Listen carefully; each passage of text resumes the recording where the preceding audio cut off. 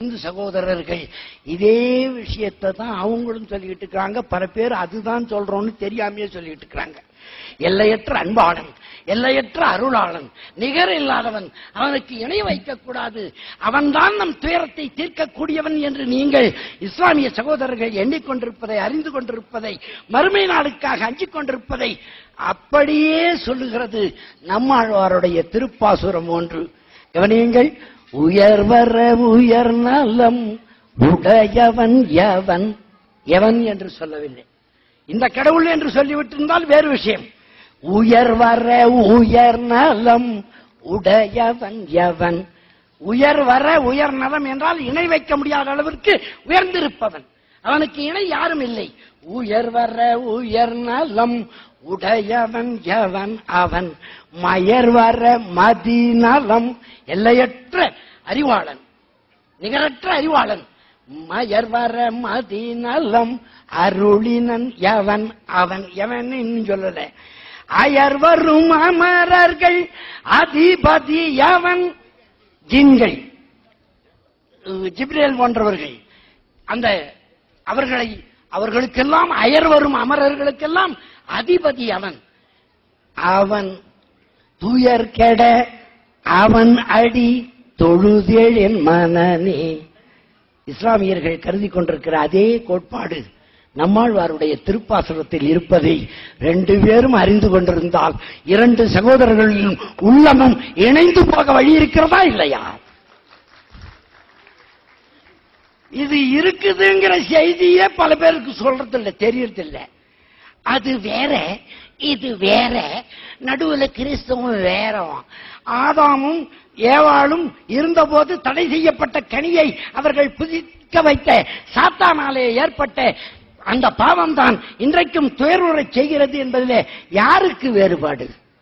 ஆக சமயங்களில் வேறுபட்டவர்களாய், இருக்கும் நிலைகளிலே வேறுபட்டவர்களாய், வாழும் முறைகளிலே வேறுபட்டவர்களாய், உழைக்கிற காசிலே வேறுபட்டவர்களாய் இருந்தாலும் தமிழன் என்று இணைந்திருக்கும் நாம் எந்த குறிக்கோள் உடையவர்களாக இங்கே சவுதியிலே இருக்கிறீர்கள் என்பதை பாருங்கள். மூன்று தான் உங்கள் குறிக்கோள். கவனியுங்கள். ஒன்று, உங்களுடைய மனம் மகிழ்ச்சியை தேடிக்கொண்டிருக்கிறது. இல்ல, நான் ரொம்ப கவலைப்படுறதுக்கு தான் வந்திருக்கிறேன், சவுதிக்கு நான் வந்ததே கவலைப்படலாம் தான் வந்தேன், நான் சவுதிக்கு வந்ததே சோகமா இருக்கிறதுக்கு தான் வந்தேன், நான் சவுதிக்கு கஷ்டப்பட்டு பிளைட் ஏறி 1.25 லட்சம் கொடுத்துட்டு வந்ததே அன்னிலிருந்து ஒரி பண்ணிக்கலாம் தான் வந்தேன்னு யாருன்னா சொல்ல முடியுமா? மகிழ்ச்சிக்காகத்தான் வந்தீர்கள்.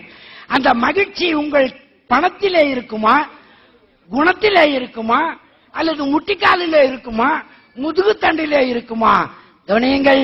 நினைத்தால் உங்கள் மனத்தில் மகிழ்ச்சியை உண்டாக்கிக் கொள்ள எல்லோராலும் முடியும். நிச்சயம் தமிழனால் முடியும். மனத்தில் மகிழ்ச்சியை உண்டாக்கிக் கொள்ள வேண்டும். அதற்கு என்ன வழி?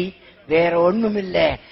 எவனுக்கு பொறாமை இருக்கிறதோ அவனுக்கு மகிழ்ச்சி சொந்த செலவில் ரிட்டையர் ஆகி போய்விடும்.